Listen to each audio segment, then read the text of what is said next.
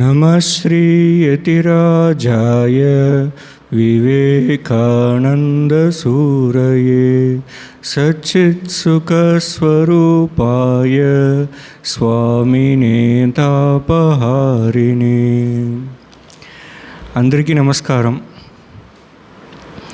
ఈ spiritual retreat సందర్భంగా భక్తులతో ఏ విషయం గురించి మాట్లాడాలి అని చెప్పి ఆలోచించాను. భక్తులు నాకు పిల్లలు గుర్తుకు రాలేదు. అంటే ఇంతమంది పిల్లలు ఉంటారు నాకు తెలియదు. మామూలుగా మన సమితిలో, ఆంధ్రాలో మన సమితిలో చూస్తే పెద్దవాళ్ళు ఎక్కువ మంది ఉంటారు. ఒకటి రెండు చిన్నపిల్లలు ఉంటారు. ఇక్కడ అయితే చాలా లైవ్గా ఉంది, ఫ్రెష్గా ఉంది, చాలా మంచిది, చాలా సంతోషం. నాకు మంచి పొటెన్షియల్ ఉంది ఇక్కడ. పెద్దవాళ్ళైనా సరే, చిన్నపిల్లలైనా సరే మంచి పొటెన్షియల్ ఉంది, శక్తి ఉంది. అది ఈ మట్టికి ఉన్న మహాత్మ్యం అనుకుంటున్నా. మన బ్లడ్లోనే ఉంది, మీ బ్లడ్లో ఉంది, మీ జీన్లో ఉంది. చాలా సంతోషం. చాలా బాగా డెవలప్ అవుతుంది ఈ సెంటర్, ఈ ఊరు, ప్రజలు, భక్తులు బాగా ఉన్నతి అవుతుంది నాకు అనిపిస్తుంది. సో భక్తులతో ఏ విషయం గురించి మాట్లాడాలి అంటే, ఇప్పుడు ఇద్దరు కలిసారని అనుకోండి, ఏమైంది చానాళ్ళు కలవలేదు, కనపడలేదు, ఎక్కడ ఉన్నారు అంటే, పెద్దవాళ్ళు అయిపోయాము, వయసు అవుతుంది అంటే కాలు నొప్పి, చేయి నొప్పి అలా వస్తుంది.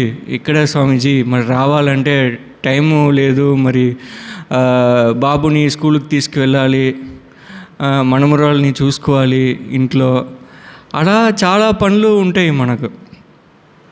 అంటే దీంట్లో ఏం తప్పేముందా అంటే లేదు. సరే, పెళ్ళి అయిన తర్వాత చిన్నవాళ్ళు, కొంచెం వయసు చిన్నవాళ్ళు అయితే ఒక చేతిలో ల్యాప్టాప్లో పని చేయాలి, ఇంకో చేతిలో పిల్లల్ని చూసుకోవాలి.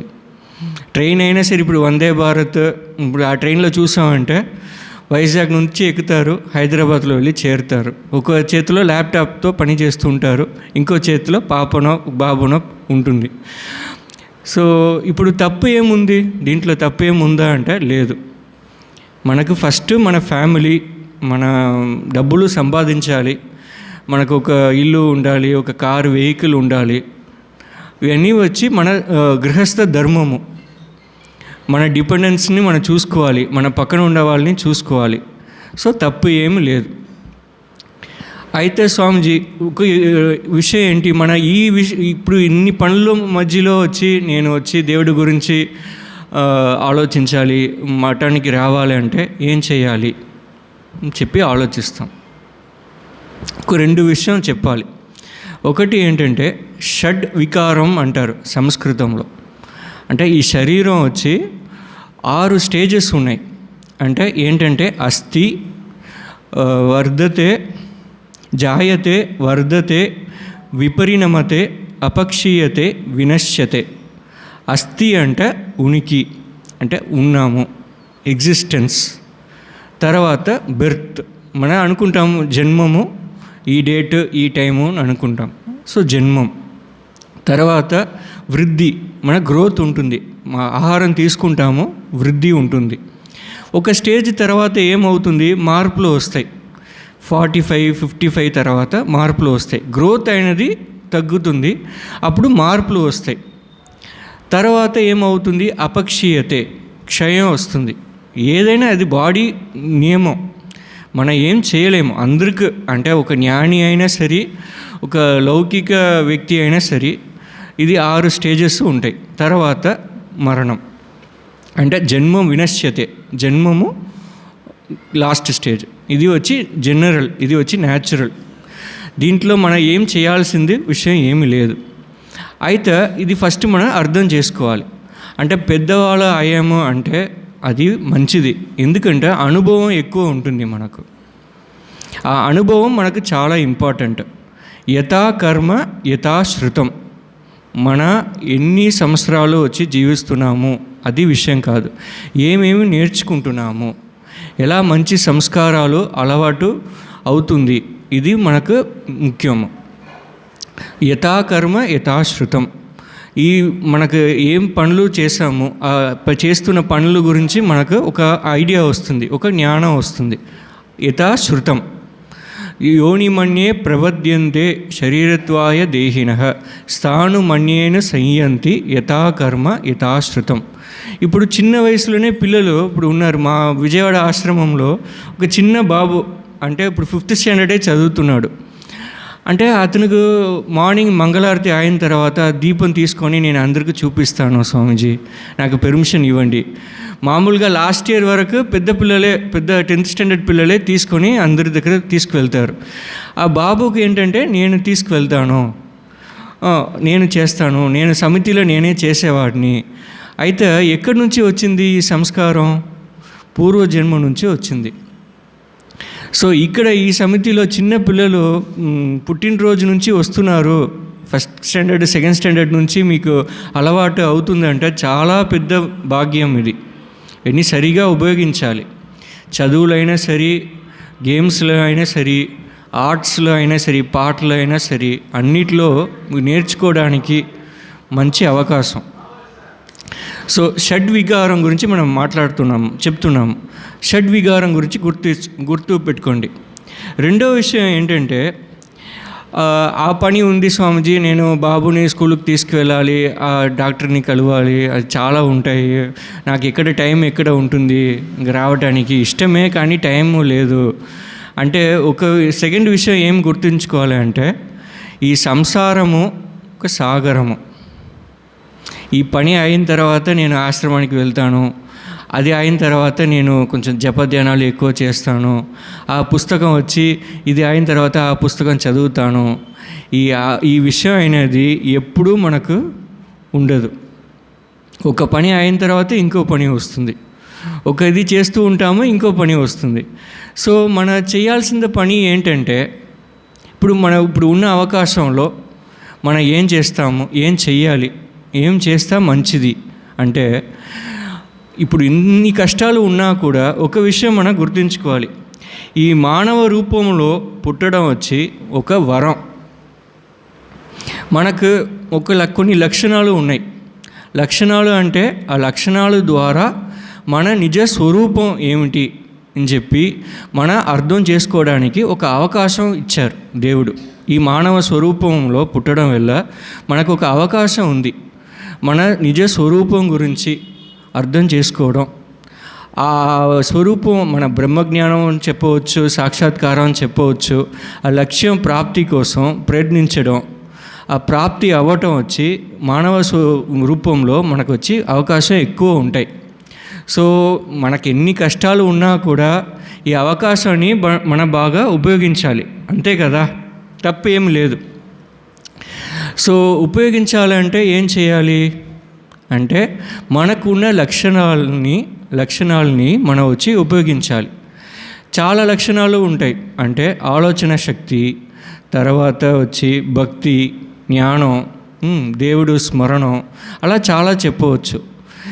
చాలామంది స్వామీజీలు వస్తూ ఉంటారు, నటరాజ్ గారు చెప్తూ ఉంటారు, మీరు వింటూ ఉంటారు, పుస్తకాలు చదువుతూ ఉంటారు, మీకు అన్నీ తెలుసు. అయినా కూడా ఇప్పుడు ఈరోజు మన సంకల్పం గురించి, ఈ సంకల్పం శక్తి గురించి కాసేపు చర్చిద్దాం. సంకల్పం అంటే ఏంటి స్వామీజీ? సంకల్పం అంటే ఒక యూనియన్, ఒక కనెక్షన్. కల్పం అంటే ప్రతిజ్ఞత.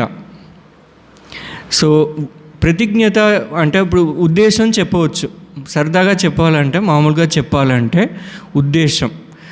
ఏ ఉద్దేశంతో పని చేస్తున్నాము. చాలామంది ఇప్పుడు పాలిటిక్స్లో ఉన్న వాళ్ళు ఏం చేస్తారు, పవరే వాళ్ళ ఉద్దేశం. ఏదైనా సరే ఒక 5 years మన చేతిలో పవర్ ఉండాలి. అన్ని పాలిటిక్స్, అన్ని విషయాలు ఈ విషయం గురించే ఉంటుంది. లౌకిక వ్యక్తి అయితే ఏం చేస్తారు అంటే, కామిని కాంచన్ ఒకటే, డబ్బులు, కామిని కాంచనం, ఇదే వాళ్ళ ఉద్దేశం. సో మన ఉద్దేశం ఏంటి? ఏం ఉద్దేశం మనం తీసుకోవాలి, ఇది ఇంపార్టెంట్. ఇప్పుడు ఒక ఫ్యామిలీ ఉంది అంటే మన గృహస్థ ధర్మము మనకు ముఖ్యం. ధర్మో రక్షతి రక్షితః. పిల్లలు చదువుకున్నంత కాలం, అంటే వాళ్ళు సొంత కాళ్ళలో నిలబడే వరకు మనం వచ్చి పిల్లల్ని చూసుకోవాలి. మన కాలం తర్వాత కూడా మన డిపెండెన్స్, మన ఫ్యామిలీ మెంబర్స్ వచ్చి దేనికోసం కూడా మన ఫ్యామిలీ మెంబర్స్ ఇండిపెండెంట్గా ఉండటం కోసం మనం వచ్చి డబ్బులు అయినా సరే అన్ని ఆస్తులు మనం వచ్చి సంపాదించాలి. ఇది వచ్చి మన గృహస్థ ధర్మం. సో అట్లాగే మనం చూసామంటే ఏ విషయమైనా సరే ఒక సంకల్పం తీసుకొని మనం చేయాలి.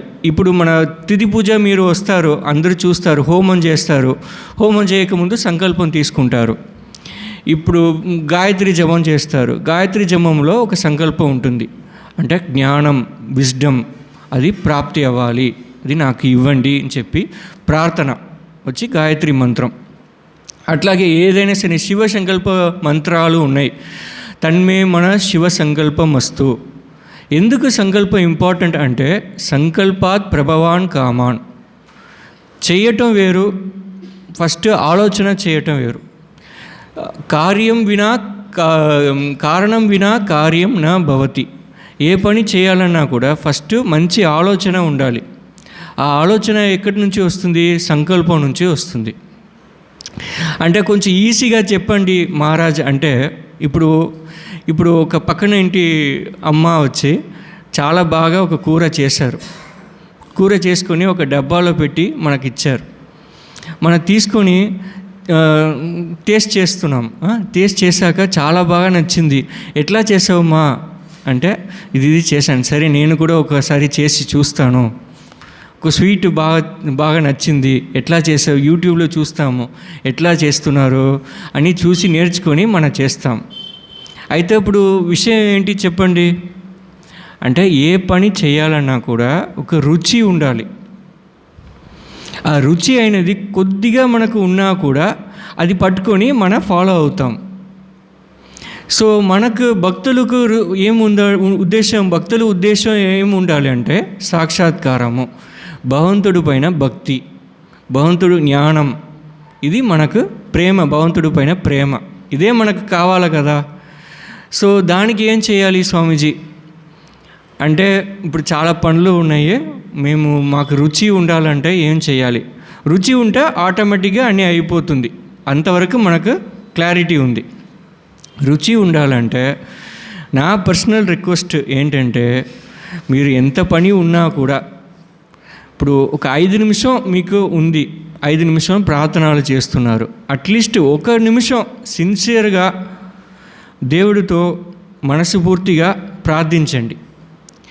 నేను ఇప్పుడు పిల్లలకు నేర్పిస్తున్నా, యోగా అయినా సరే కంప్యూటర్ అయినా సరే నేను పిల్లలకి నేర్పిస్తున్నా అంటే, వాళ్ళు వచ్చి దేవుడు స్వరూపాలు, వాళ్ళకు వచ్చి నేర్పిస్తున్నాము. మన ఒక ఇన్స్ట్రుమెంట్, మన ద్వారా గురు మహారాజు నేర్పిస్తున్నారు. ఈ విషయం 1 నిమిషం మీరు ఫాలో చేయండి. మీరు సిన్సియర్గా ఏ పని అయినా సరే సిన్సియర్గా 1 నిమిషం మీరు ఫాలో చేయగలిస్తే ఆటోమేటిక్గా మీకు రుచి వస్తుంది.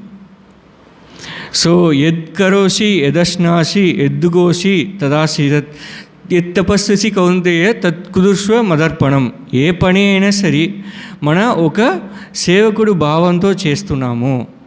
అలా ఉన్నప్పుడు మనకి ఏమవుతుంది అంటే ఆటోమేటిక్గా రుచి వస్తుంది. ఇప్పుడు ఈ ప్రపంచం ఉంది, సృష్టి ఎలా జరిగింది అంటే, ఇప్పుడు మార్నింగ్ ఇది చెప్పారు మన నరేష్ గారు, ఆ శ్లోకం చెప్పారు. ఏం చెప్పారు? ఏకోహం బహుశ్యామ. ఇది వచ్చి చాందోగ్య ఉపనిషత్తులో ఉంది. అంటే సృష్టి ఉండాలంటే, సృష్టి చేయాలన్నా కూడా సంకల్పం తీసుకొనే చేస్తారు.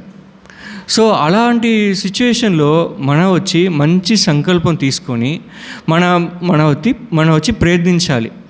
సరే స్వామీజీ మీరు చెప్పినట్టు మేము కొంచెం ప్రయత్నిస్తాము, రుచి వస్తుంది అని చెప్తున్నారు. రుచి తీసుకొని ఆ రుచి వచ్చిన తర్వాత మేము సంకల్పం తీసుకొని మేము వచ్చి ప్రయత్నిస్తాము. ఇలా చేస్తూ ఉంటే మనకి ఏమవుతుంది అంటే, మేము పెద్దవాళ్ళు అయ్యాం కదా, ఏదైనా మార్పులు వస్తాయా? మాకు ఒక 30 సంవత్సరాలు మాకు వయసు తగ్గిపోతుందా చెప్పండి అంటే ఏమవుతుంది అంటే, ఇప్పుడు శారీరక రోగాలు ఉంటాయి, మన షడ్వికారం గురించి ఆలోచించాము. శారీరక రోగాలు ఉంటాయి. ఇప్పుడు నాకు 37 వయసులోనే నాకు చాలా సమస్యలు ఉన్నాయి. మేము కూడా యోగాసనాలు, సూర్య నమస్కారాలు అన్నీ చేసుకోవాలి రెగ్యులర్గా. సో ఇప్పుడు చిన్న వయసులో చూస్తే పిల్లలకి చిన్న వయసులోనే కళ్ళజోడు పెట్టుకుంటున్నారు. సో శారీరక రోగాలు ఉంటాయి, మానసిక రోగాలు ఉంటాయి. చంచలం, మనసు అంటే చంచలమే. ఒక రోజు ఒక క్షణం బాగుంటుంది, ఇంకో నిమిషం అయితే ఒక చంచలం ఉంటుంది. ఆ సమస్య గురించి ఆలోచన, ఈ సమస్య గురించి ఏం చేయాలి అని చెప్పి ఆలోచనలు వస్తాయి. తప్పేం లేదు, ఇది న్యాచురల్. కానీ మన సంకల్ప శక్తి వచ్చి దృఢంగా ఉంటే, బలంగా ఉంటే ఏమవుతుంది, ఈ రోగాలు, మానసిక శారీరక రోగాలు అన్నీ దాటి వెళ్దాము. దాటి వెళ్ళడానికి మనకు వచ్చి శక్తి వస్తుంది. ఆ శక్తియే కావాలి, ఆ విల్ పవర్ ఉండాలి, ఆ ఇచ్ఛాశక్తి కావాలి. అది ఉంటే ఏమవుతుంది, మనం ఒక మల్టీవిటమిన్ ట్యాబ్లెట్ తీసుకుంటే ఎంత ఆరోగ్యంగా ఉంటామో, ఎంత బలంగా ఉంటామో, అది ఒక మల్టీవిటమిన్ ట్యాబ్లెట్ అన్నమాట. అది బాగా సంకల్పం తీసుకుంటే ఆ సంకల్పం ద్వారానే మన లైఫ్ చాలా చక్కగా లైఫ్లో మనం ఉండవచ్చు. సో నాకు ఇచ్చిన టైము ఒక 10 నిమిషం, పావు గంట మాట్లాడండి చెప్పారు. సో మీరు ఇవన్నీ మంచి విషయాలు ఆలోచించండి. మీ లక్ష్యం కోసం మీరు ప్రయత్నించండి. అలా ఎవరెవరు ప్రయత్నిస్తున్నారో వాళ్ళందరికీ వచ్చి గురు మహారాజు వచ్చి కృప ఉండాలి. ఆయన మనకు వచ్చి కృపా దయాతో వచ్చి మనకు వచ్చి సహాయం చేస్తూ మన కోసం, మన ఫ్యామిలీ ఉన్నతి కోసం వచ్చి గురు మహారాజు కృప ఉండాలి అని ప్రార్థిస్తూ సెలవు తీసుకుంటాను. నమస్తే.